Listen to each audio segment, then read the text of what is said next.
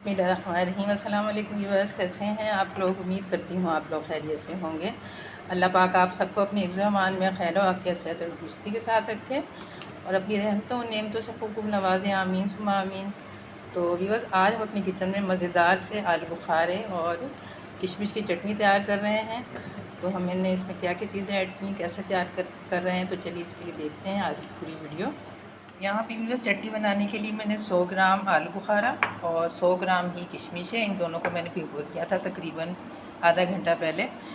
तो इसको आप डायरेक्ट भी मिक्सी में पीस सकते हैं, लेकिन ये है कि आलू बुखारा जो है वो थोड़ा हार्ड होता है, इसलिए मैंने इसको भिगो दिया। और अब मैं जो है मल के इसके जो अंदर की गुठली है आलू बुखारे की वो निकाल लूँगी।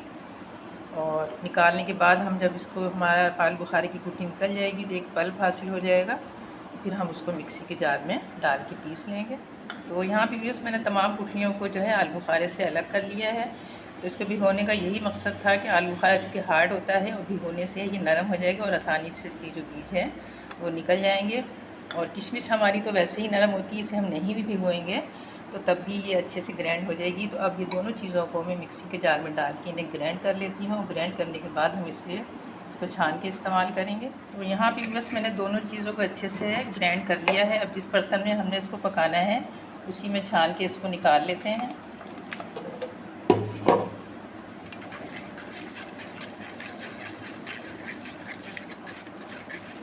इस तरह करके हम तमाम जो है इसमें शिफ्ट कर लेते हैं इसको।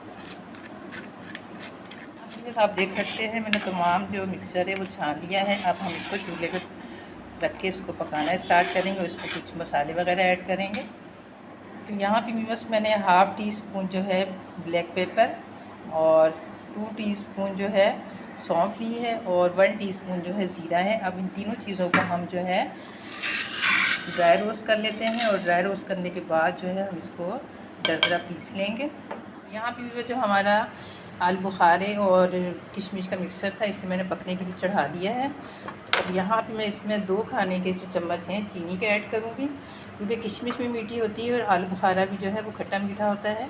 तो मीठा जो है हम अभी फ़िलहाल यही डाल रहे हैं। और यहाँ पे ये मैंने 100 ग्राम गुड़ था जिसकी मैंने चाशनी बना ली थी और बना के इसको छान लिया है, ये इसमें शामिल कर दूँगी। तो गुड़ को हमेशा मैं कोशिश मेरी यही होती है कि इसकी चाशनी बना के छान के इस्तेमाल किया जाए। तो जिन रेसिपी में डायरेक्ट डालना होता है उसमें मैं डायरेक्ट भी डाल देती हूँ, जिनमें मुझे छान के यूज़ कर सकती हूँ तो उसको उसमें मैं छान के ही यूज़ करती हूँ। तो अब हम इसको पका लेते हैं और इसमें और दूसरी चीज़ें भी ऐड करते हैं। तो यहाँ पे भी हमारा जो मिक्सचर है वो पकना स्टार्ट हो गया है। आप देख सकते हैं गुड़ डालने से इसका जो कलर है चेंज हो गया है। तो यहाँ पे मैं हाफ़ टी स्पून सफ़ेद नमक और हाफ़ टी स्पून जो है काला नमक और 1 टीस्पून जो है सुरख मिर्च का पाउडर ये इसमें शामिल कर देंगे। और ये वही मसाला है जिसे हमने ड्राई रोस्ट किया था, इसे मैंने पीस लिया है, ये भी इसमें शामिल कर देंगे। और करने के बाद इन चीज़ों को मिक्स कर लेंगे। तो अगर आप जब मिक्सर जो ग्राइंड करें तो अगर आप देखेंगे वो ठीक है तो आप इसमें थोड़ा सा पानी भी शामिल कर सकते हैं। तो अभी हम जो ये है इसको पेस्ट को पकाएंगे कि इतना पकाएंगे कि इसका ये जो झाग है ये ख़त्म हो जाए। और ये जो है जब ये तैयार हो जाएगी, पकने के करीब होगी, तो आप देखेंगे इसमें एक शाइनिंग आ जाएगी और ये ट्रांसपेरेंट हो जाएगी। तो अब इसको पका लेते हैं हम गाढ़ा होने तक। हाँ भी बस मैं एक चीज़ इसमें डालनी भूल गई थी, तो ये जो है सौंठ का पाउडर है हाफ़ टी स्पून, जिसे सूखी अदरक भी कहते हैं। तो ये भी इसमें शामिल करके इसको मिला लेते हैं और 1 से 2 मिनट के लिए इसको पका लेते हैं।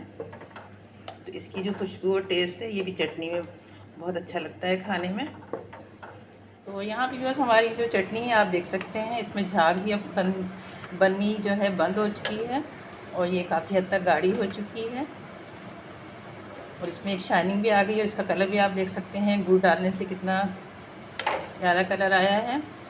तो यहाँ पे अब मैं इसमें तकरीबन 2 पिंच के करीब जो है टाटरी ऐड कर देती है, इससे जो आपकी इमली की जो आपकी चटनी है वो काफ़ी अर्से तक ख़राब नहीं होगी, यानी आलू बुखारे और किशमिश की चटनी। तो अब हम जो है इसको तकरीबन 2 से 3 मिनट और पकाएंगे, उसके बाद हम चूल्हे की फ्लेम बंद कर लेंगे और इसको उतार लेंगे।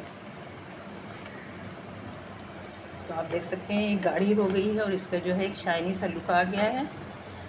इसे 2-3 मिनट और मैं पका लेती हूँ, उसके बाद मैं इसकी चूल्हे की फ्लेम बंद करके इसको उतार लेती हूँ।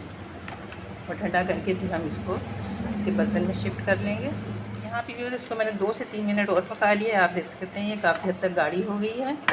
अब हम इसको इस चम्मच से चेक करते हैं कि इसको हम दरमियान से ऐसे इसमें आप देख सकते हैं कि ये दरमियान वाला जो खला है बिल्कुल साफ़ है और दोनों जो साइड हैं वो अपनी जगह पे।